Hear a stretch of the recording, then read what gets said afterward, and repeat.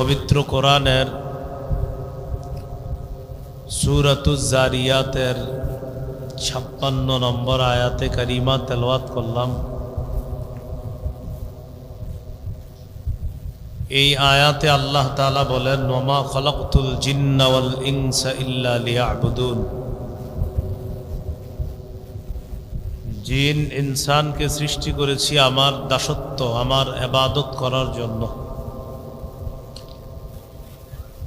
আমাকে, আপনাকে, আমাদেরকে সকলকে, নারী পুরুষ সবাইকে আল্লাহ সৃষ্টি করেছেন ইবাদত করার জন্য।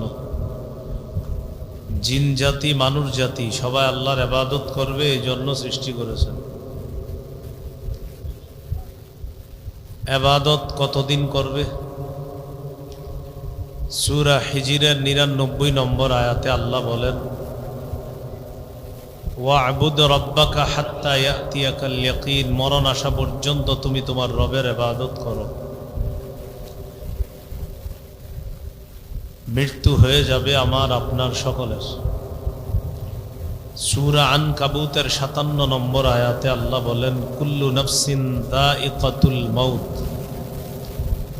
সমস্ত নফস, সমস্ত আত্মা মৃত্যুর স্বাদ গ্রহণ করবে। আজকে আমরা প্রথম যে কথাটা শিখলাম সেটা হলো আমার আপনার, আমাদের সকলের সৃষ্টির উদ্দেশ্য হলো ইবাদত করা, আল্লাহর ইবাদত করা, গোলামি করা। এখানে আপনারা যারা ওয়াজ শুনতেছেন, আমরা যারা ওয়াজ করতেছি, বলনেওয়ালারা কোরআন হাদিস বলবে, এর সওয়াব আল্লাহ দান করবে। যারা শুনবে তারা কোরআন হাদিস শোনার সওয়াব আল্লাহর কাছ থেকে পাবে। তাহলে এখানে যারা বলবে, শুনবে, এই বলাটা এবং শ্রবণ করা উভয়ে আমল, আল্লাহ ইবাদতের মধ্যে গণ্য করে। এখান থেকে যারা উঠে বাড়িতে যাবেন, যাওয়ার সময় দুইজন আলোচনা করতেছেন, আজকে মাহফিলে এই আলোচনা হয়েছে, এগুলা করণীয়, এগুলা বর্জনীয়। আপনারা বাড়িতে যাইতে যাইতে এই আলোচনাগুলা করবেন, তো এই আলোচনাও ইবাদতের শামিল হয়ে যাবে। মাহফিলে যারা আসছেন, এই নিয়তে আসছেন, সেখানে গিয়ে দ্বীনের কিছু কথা শুনবো, আমল করব, তো এখানে হেঁটে হেঁটে আসাটা ইবাদতের মধ্যে গণ্য হয়ে গেছে। এবং যেই পরিমাণ কদম হেঁটে হেঁটে আপনি আসছেন, এই পরিমাণ রাস্তা জান্নাতে যাওয়ার জন্য আল্লাহ কমায়া দিবে, আল্লাহ সহজ করে দিবে। তাহলে আজকে আমরা প্রথমে শিখলাম, আমাদেরকে আল্লাহ সৃষ্টি করেছেন ইবাদত করার জন্য। ইবাদতের ব্যাপারে কয়েকটি কথা আমরা এখন শিখব। 1 নম্বর, ইবাদতের আবিধানিক পারিভাষিক অর্থ। 2 নম্বর, পবিত্র কোরআনে দাসত্ব বা ইবাদত কত প্রকার। 3 নম্বর আলোচনা জানব হাদিসে ইবাদত সম্পর্কে কি বলা হয়েছে। 4 নম্বর আলোচনায় জানব উপকারিতা, লাভের দিক থেকে ইবাদত কত প্রকার। 5 নম্বরে জানব আমরা কয় মাধ্যমে ইবাদত করি। বাস এই 5টি কথা শেষ হবে, আলোচনা শেষ হয়ে যাবে ইনশাআল্লাহ। 1 নম্বর, ইবাদতের আবিধানিক পারিভাষিক অর্থ। ইবাদতের আবিধানিক অর্থ, আল ইবাদতু আসলু মানাহু আয-যিল। ইবাদতের আবিধানিক অর্থ হলো নত হওয়া, বিনয়ী হওয়া। কুল্লু খুদুইন লাইসা ফাওকাহু খুদু'। ইবাদত বলা হয় প্রত্যেক এমন বিনয়ী হওয়া, যেই বিনয়ের পরে আর বিনয়ী হওয়া যায় না। এত ছোট হওয়া যার পর মানুষ হিসাবে আর ছোট হওয়া যায় না, এটাকে ইবাদত বলে। ফ্যানটা বন্ধ করে দেন, মাইকে ডিস্টার্ব করতেছে। ইবাদতের আবিধানিক অর্থ এমন বিনয়, যে বিনয়ের পরে আর বিনয়ী হওয়া যায় না, এটাকে ইবাদত বলে। ইবাদতের পারিভাষিক অর্থ, আমার আপনার, আমাদের প্রকাশ্য গোপন কাজ, কথা, কর্ম, এগুলো যদি আল্লাহ তাআলা পছন্দ করেন, তাহলে আমার আপনার কথা কাজ এটা প্রকাশ্যে হোক গোপনে হোক সব আল্লাহ ইবাদতের মধ্যে গণ্য করে নেবেন। ইবাদতের পারিভাষিক অর্থটা আবার বলছি, ইবাদতের পারিভাষিক অর্থ বান্দা প্রকাশ্যে গোপনে যেই কাজ করে, এই কাজ এটা যদি আল্লাহ পছন্দ করে, এটাকেই আল্লাহ তাআলা ইবাদতের মধ্যে গণ্য করে। এই হলো ইবাদতের পারিভাষিক অর্থ। 2 নাম্বার আলোচনা, পবিত্র কোরআনে ইবাদত বা দাসত্ব 2 প্রকার। 1 নাম্বার সাধারণ দাসত্ব, 2 নাম্বার বিশেষ দাসত্ব। সাধারণ দাসত্বের মধ্যে সবাই অন্তর্ভুক্ত, ইমানদার বেঈমানরাও। বেঈমানরাও আল্লাহর গোলামি দাসত্ব করে কিন্তু স্বীকার করে না। যেমন আল্লাহর দেওয়া চাউল ডাল ইত্যাদি অমুসলিমরা খায়নি। এখন বলেন চাল ডাল এগুলার পিছনে কার ক্ষমতা? এগুলা খায় কিন্তু স্বীকার করে না যে এগুলা আল্লাহর নেয়ামত। তাহলে আল্লাহরটা খাওয়া এটাই তো আল্লাহর দাসত্ব, কিন্তু স্বীকার করে না। তো সাধারণ দাসত্বের মধ্যে সবাই অন্তর্ভুক্ত। আল্লাহ তাআলা বলেন, ইন কুল্লু মান ফিস সামাওয়াতি ওয়াল আরদ ইল্লা আতির রহমানি আবদা। আসমান জমিনে যা কিছু আছে, যারা আছে সবাই রহমানের দাস হিসাবে উপস্থিত হবে। এটা হলো সাধারণ দাসত্ব। 2 নাম্বার বিশেষ দাসত্ব বা বিশেষ গোলামি কাকে বলে? বিশেষ দাসত্ব বা বিশেষ গোলামির মধ্যে শুধুমাত্র আল্লাহর বিশেষ বান্দারা অন্তর্ভুক্ত। যেমন সূরা ফুরকানের 63 নম্বর আয়াতে আল্লাহ বলেন, ওয়া ইবাদুর রহমানিল্লাযীনা ইয়ামশুনা আলাল আরদি হাওনা। রহমানের বান্দা তারা যারা জমিনে নত হয়ে বিনয়ী হয়ে চলে, তারা হলো রহমানের বান্দা। এখন বলেন তো, দুনিয়াতে কি সবাই নম্র হয়ে চলে? যারা নম্র হয়ে চলে, ভদ্র হয়ে চলে, বিনয়ের সাথে চলে, আল্লাহ তাদেরকে তার বিশেষ বান্দাদের অন্তর্ভুক্ত বানায়। তাহলে পবিত্র কোরআনে দাসত্ব 2 প্রকার, একটা সাধারণ দাসত্ব আর একটা বিশেষ দাসত্ব। সাধারণ দাসত্বে সবাই অন্তর্ভুক্ত, বিশেষ দাসত্বে শুধুমাত্র আল্লাহর বিশেষ বান্দারা অন্তর্ভুক্ত। আজকের 3 নম্বর আলোচনা, হাদিসের মধ্যে ইবাদত সম্পর্কে যা বলা হয়েছে এই ব্যাপারে কয়েকটা দৃষ্টান্ত। আবু দাউদের হাদিস 1469 নম্বর হাদিস, 1479 নম্বর হাদিস। এই হাদিসের মধ্যে আছে রাসূলুল্লাহ সাল্লাল্লাহু আলাইহি সাল্লাম বলেন, আদ-দুআউ হুয়াল ইবাদা। দোয়া করাটাও ইবাদত। কেউ যদি আল্লাহর কাছে দোয়া করে, এই দোয়া করা এটাও ইবাদতের হিসাবে অন্তর্ভুক্ত হয়ে যায়। আপনি আল্লাহকে যতবার বলবেন, আল্লাহ আমার জুতার ফিতাটা ছিঁড়ে গেছে, এটা আমি বাজারে কিনতে যাব, এই যে আল্লাহকে বললেন, ইবাদত হয়ে গেছে। আল্লাহ আমার ঘরে আমার বিবি একটা সুই আনতে বলছে, আমি সুই কিনতে বাজারে যাব, আমার সুইটা যেন কারো কোনো ক্ষতি না করে এমন একটা সুই আপনি ব্যবস্থা করে দিয়েন। আল্লাহকে এটা বইলা আপনি বাজারে গেছেন, আপনার এই যাওয়াটা ইবাদতের অন্তর্ভুক্ত। আপনি আল্লাহকে যা বলবেন এটা ইবাদতের অন্তর্ভুক্ত হবে। মাঝে মাঝে আমরা অনেক সময় বলি আল্লাহ মাফ করেন, বলি না এরকম? এটা আপনি বললেন আল্লাহ মাফ করে দেন। এক তো যদি আল্লাহর বিশেষ দয়া থাকে আল্লাহ মাফ করেই দিবেন, কিন্তু আমার আপনার এই বলাটা যে আল্লাহ মাফ করেন, এটা ইবাদত হয়ে গেছে। তাহলে আমি আপনি আল্লাহর কাছে যতবার কিছু বলি, এটা আল্লাহ নগদ আমাকে আপনাকে দেখ বা না দেখ, কিন্তু ইবাদতের অন্তর্ভুক্ত হয়ে সওয়াব যে হয়ে যাচ্ছে এতে কোনো সন্দেহ নেই।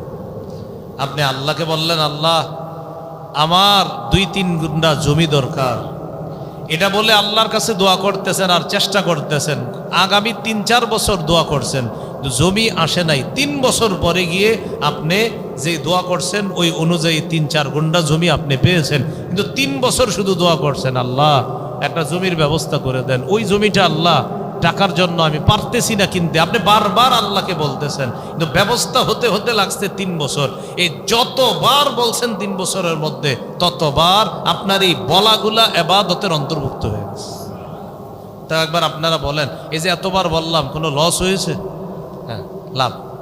এই জন্য আপনি আল্লাহকে বলবেন, আল্লাহ আমার এটা দরকার, ওটা দরকার, এটা বলতেছেন বারবার, কিন্তু এখনো আসতেছে না যেটা চাইতেছেন, কিন্তু যতবার বলতেছেন ইবাদত হয়ে যাচ্ছে। এজন্য আমরা দোয়ার মাধ্যমে আমরা যেন ইবাদত করতে পারি, আল্লাহ তৌফিক দান করেন। কি শিখলাম? আদ-দুআউ হুয়াল ইবাদা, দোয়া করাটাও ইবাদত। 2 নম্বর দৃষ্টান্ত তিরমিজির হাদিস, 2201 নম্বর হাদিস। এই হাদিসের মধ্যে আছে রাসূলুল্লাহ সাল্লাল্লাহু আলাইহি সাল্লাম বলেন, আল ইবাদাতু ফিল হারজি কা হিজরাতিন ইলাইয়া।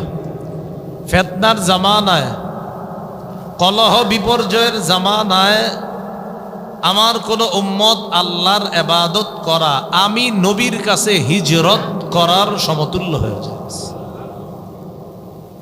এই ফিতনার জামানায় আমি আপনি ইবাদত করাটা, নবী বলেন, কেমন যেন আমার কাছে হিজরত করলে যেমন হতো, তুমি ফিতনার জামানায় ইবাদত করা কেমন যেন আমি নবীর কাছে হিজরত করার মতো। আরেক হাদিসের মধ্যে আসছে, আবু দাউদের বর্ণনা, রাসূলুল্লাহ সাল্লাল্লাহু আলাইহি সাল্লাম বলেন, ফিতনার সময় আমার কোন উম্মত ইবাদত করলে আল্লাহ এক উম্মতকে 50 জনের সওয়াব দান করেন। সাহাবীরা জিজ্ঞাসা করলেন, হুজুর যেই 50 জনের সওয়াব দান করবে, এটা কোন 50 জন? ওই যুগের 50 জন না আমরা 50 জন? কথাটা বুঝেন? এই যুগে আপনি ইবাদত করছেন, এখন আল্লাহ আপনাকে 50 জনের সওয়াব দিবে, এটা কি এই যুগের 50 না নবীর জামানার মানুষের 50? সাহাবীদের প্রশ্নের জবাবে নবী বললেন, বাল আজরু 50 মিনকুম, ও সাহাবীরা তোমরা 50 জনের ইবাদতের সওয়াব ফিতনার জামানায় আমার এক উম্মতকে আল্লাহ দান করেন। সাহাবীদের, হ্যাঁ, সাহাবীদের 50 জন। এই জন্য প্রিয় মুসলমান ভাইরা, এই জামানায় ইবাদতের সুযোগ হাতছাড়া না করা, যতটুকু বেশি পারা যায় আল্লাহর ইবাদত করা। মসজিদে আগে যাইবেন, বের হবেন পরে, মসজিদে আগে যাবেন আর আসবেন পরে, এই নিয়তে আগে যাবেন যে যতক্ষণ এখানে থাকবো অন্তত আমার গুনাহ হবে না, এই জন্য আগে আগে যাবেন। আর সবার পরে আসবেন, কেন? যে যত পরে যাব তত গুনাহমুক্ত থাকতে পারবো। আল্লাহ আমাদেরকে কথাগুলা বোঝার তৌফিক দান করেন। আরেকটা দৃষ্টান্ত নেন, মুসনাদে আহমদের হাদিস, রাসূলুল্লাহ সাল্লাল্লাহু আলাইহি সাল্লাম বলেন, ইন্নাল আবদা ইযা কানা আলা তরিকাতিন হাসানাতিন মিনাল ইবাদা সুম্মা মারিদা কিলা লিল মালাকিল মুআক্কালি বিহি উকতুব বিমিসলি আমালিহি ইযা কানা তালিকা। মন দিয়ে শুনেন এই হাদিস। রাসূলুল্লাহ সাল্লাল্লাহু আলাইহি সাল্লাম বলেন, কোন বান্দা ইবাদতের একটা উত্তম পদ্ধতি গ্রহণ করছে, করার পর এই বান্দা নিয়মিত ইবাদত করে, একদিন এই বান্দা অসুস্থ হয়ে গেছে। এক বান্দা ইবাদতের উত্তম একটা পদ্ধতি গ্রহণ করেছে, হঠাৎ এই বান্দা অসুস্থ হয়েছে। কথার কথা, এক ব্যক্তি নিয়মিত 5 পৃষ্ঠা কোরআন তেলাওয়াত করে, যেমন ফজরের নামাজের পর সব মুসল্লি বের হয়ে যায়, আপনি কি করেন? ফজরের পর বৈশা বৈশা 5 পৃষ্ঠা কোরআন তেলাওয়াত করেন। এটা আপনার আলাদা একটা স্পেশাল ইবাদত। সব মুসল্লিরা ফজরের পর বৈশা বৈশা কিছু তাসবিহ পড়ে, আপনিও পড়েন। বিসমিল্লাহিল্লাযী লা ইয়াদুররু মা ইসমিহি শাইউন ফিল আরদি ওয়ালা ফিস সামাই ওয়া হুয়াস সামিউল আলিম, এটা মুসল্লিরা 3 বার পড়ে, আপনিও পড়েন। আল্লাহুম্মা আইন্নি আলা যিকরিকা ওয়া শুকরিকা ওয়া হুসনি ইবাদাতিক, এটা মুসল্লিরা পড়ে, আপনিও পড়েন। ফজরের নামাজের পর মুসল্লিরা আয়াতুল কুরসি পড়ে, আপনিও পড়লেন। মুসল্লিরা সূরা ইখলাস 3 বার, ফালাক 3 বার, নাস 3 বার পড়ে, আপনিও 3 বার পড়লেন। তাহলে সবাই যে আমল করে আপনিও সেটা করেন, কিন্তু সবাই আমল করে শেষ করার পর আপনি স্পেশালভাবে প্রতিদিন 5 পৃষ্ঠা কোরআন তেলাওয়াত করেন, যা অন্য সব মুসল্লিরা করে না। এটা আপনার স্পেশাল ইবাদত। কথাটা বুঝে আসছেনি সবার? আপনি প্রতিদিন একটা আলাদা ইবাদত করেন, যে ইবাদতটা অন্যরা করে না, এটা আপনি করেন। একদিন আপনি অসুস্থ হয়ে গেছেন, অসুস্থ হওয়ার পর এই ইবাদত আর করতে পারেন নাই। কথার কথা, আপনি প্রতিদিন 5 পৃষ্ঠা কোরআন পড়েন, আজকেও পড়তেন, কিন্তু অসুস্থতার কারণে পড়তে পারেন নাই, ঘরে শুয়ে রয়েছেন। আল্লাহ আল্লাহ করতেছেন, ইবাদত করতে পারতেছেন না। আল্লাহ ফেরেশতাদেরকে বলে, আমার বান্দা সুস্থ থাকলে ইবাদত করলে যেই সওয়াব লেখতা, অসুস্থতার কারণে ইবাদত করতে পারে নাই, কিন্তু আমি আল্লাহ জানি ও সুস্থ যদি থাকতো ইবাদত করত, যেহেতু অসুস্থতার কারণে ইবাদত করতে পারে নাই, আমি আল্লাহ তো রহমান, আমি তো কম দিতে পারি না। আমার বান্দা ইবাদত না করলেও অতীতের অভ্যাসের কারণে আজকে যদিও অসুস্থতার কারণে করতে পারে নাই, সওয়াব লেখা বন্ধ করবা না। গতকালকে এই ইবাদতের যেই সওয়াব দিয়েছো, অসুস্থতার কারণে আজকে না করেও সেই সওয়াব আমার বান্দাকে দিয়ে দাও।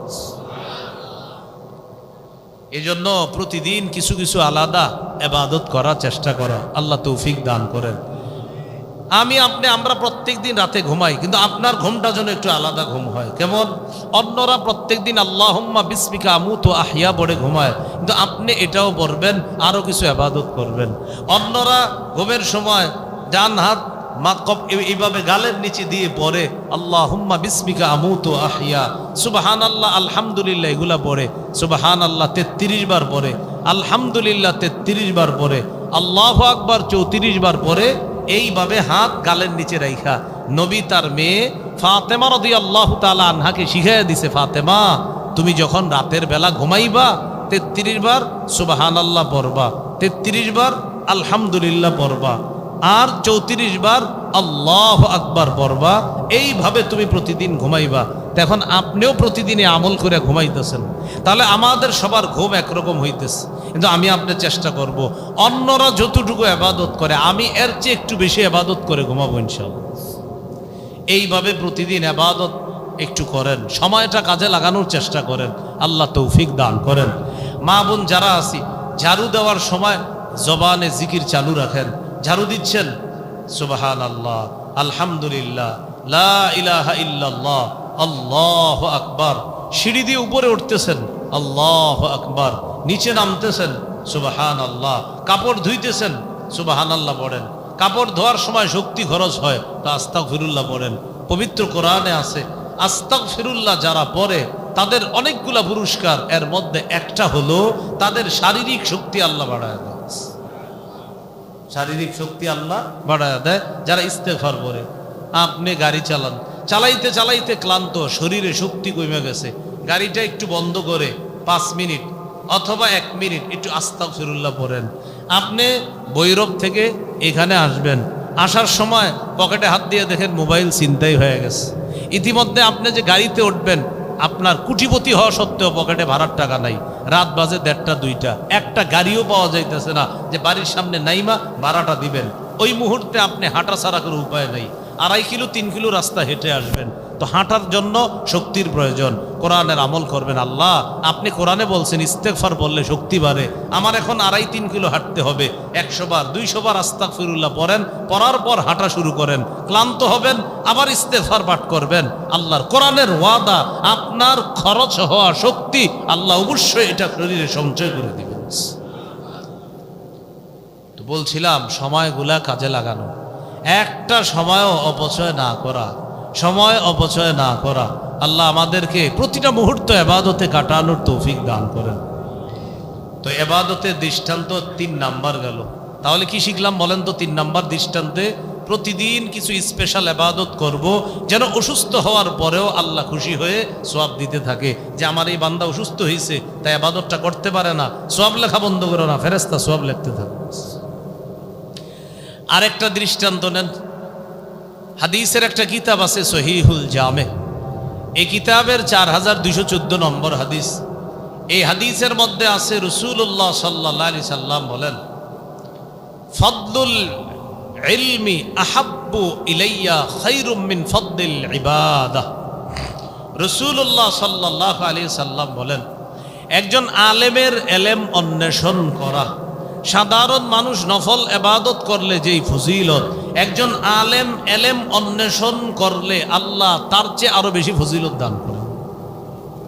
বাকি আর মানে আপনারা ইবাদত ছেড়ে দিবেন এমন না, মানে ইবাদত যারা করি নফল ইবাদতের সওয়াব আছে, কিন্তু আলেমের এলেমের অন্বেষণ, কিতাব পড়া, পড়াশোনা করা, বুখারী মুসলিম এইগুলা পড়াশোনা করা, সাধারণ জনগণ নফল ইবাদতের যেই সওয়াব, আলেমের এলেম অন্বেষণের মর্যাদা আল্লাহ রাসূল বলেন এর চেয়ে আরো বেশি। বাকি দুইটাই ইবাদত। নফল এটাও ইবাদত, এলেবন্নেশন এটাও ইবাদত। আল্লাহ আমাদেরকে সর্বপ্রকার ভালো ভালো ইবাদতগুলা করার তৌফিক দান করেন। এইগুলো আজকের তৃতীয় আলোচনা। 1 নম্বর গেল আবিধানিক পারিভাষিক অর্থ, 2 নম্বর পবিত্র কোরআনে দাসত্ব 2 প্রকার, একটা বিশেষ আর একটা সাধারণ, 3 নম্বর হাদিসে ইবাদতের 4টা দৃষ্টান্ত জানলাম। আজকের 4 নম্বর আলোচনা, এটা একটু আমার সাথে বলেন যেন মনে থাকে। বলেন, উপকারিতা লাভ করার দিক থেকে ইবাদত 2 প্রকার। প্রিয় ভাইয়েরা বলেন তো, উপকারিতা লাভ করার দিক থেকে ইবাদত কয় প্রকার? 1 নম্বর নিজে ইবাদত করে উপকার লাভ করা, 2 নম্বর অন্যের সাহায্যে ইবাদত করে উপকার লাভ করা।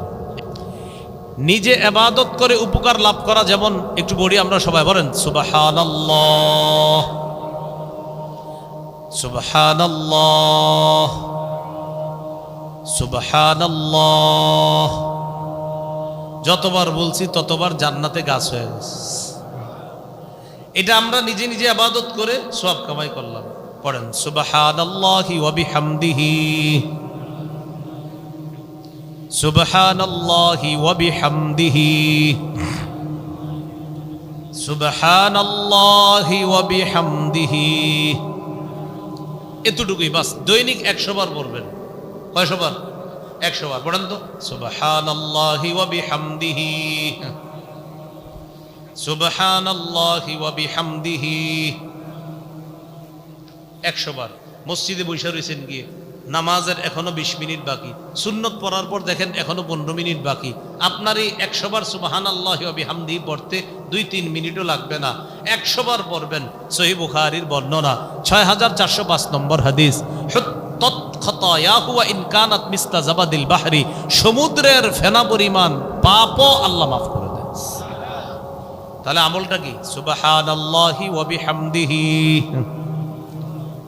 মামুনরাও একটু মন দিয়ে শুনি, সুবহানাল্লাহি ওয়া বিহামদিহি। বাস একটু 100 বার পড়বেন, আল্লাহ আপনার সমুদ্রের ফেনা পরিমাণ গুনাহ আল্লাহ মাফ করে দিবেন।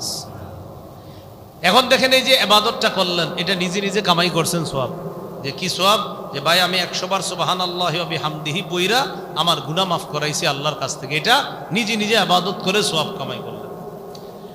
আরেকটা হলো অন্যের সাহায্যে ইবাদত করে সওয়াব কামাই করা। যেমন সহিহ বুখারীর বর্ণনা 5353 নম্বর হাদিস, রাসূলুল্লাহ সাল্লাল্লাহু আলাইহি সাল্লাম বলেন, الساعي على الأرملة والمسكين كالمجاهد في سبيل الله أو الصائم النهار القائم الليل القانت بآيات الله لا يفتر من صيام ولا صلاة।